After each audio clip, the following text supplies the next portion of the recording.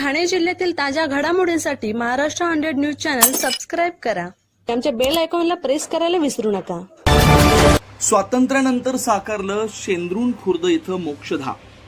शहापूर तालुक्यातील शेंद्रुण खुर्द या ठिकाणी गेल्या 75 वर्षापासून स्मशानभूमी नव्हती.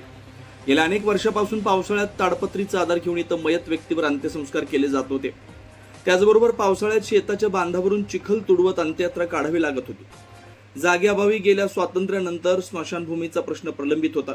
अखेर शेंद्रुण गावातील दानशूर दाते दशरथ महाराज पाटोळे, पंढरीनाथ पाटोळे आणि त्यांचे भाऊ भूषण पाटोळे यांनी स्मशानभूमीसाठी जागा दान केल्यानं अनेक वर्षापासून प्रलंबित असलेला स्मशानभूमीचा प्रश्न मार्गी लागल्यानं शेंद्रुणकरांनी समाधान व्यक्त केलं.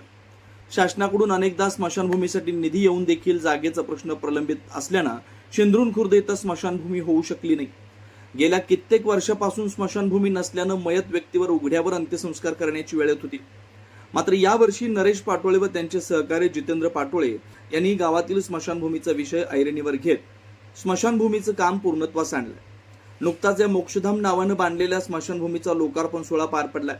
या प्रसंगी शेंद्रुण ग्रामपंचायतीच्या ग्रामसेविका अश्विनी गवाळे, लिपिक राकेश पंडित, माजी उपसरपंच वैभव पाटोळे, ग्रामस्थ शिवराम पाटोळे, किसन गोडे, वसंत भोईर, रघुनाथ निचिते, कुंडलिक पाटोळे, गजानन भोईर आदींसह ग्रामस्थ उपस्थित होते.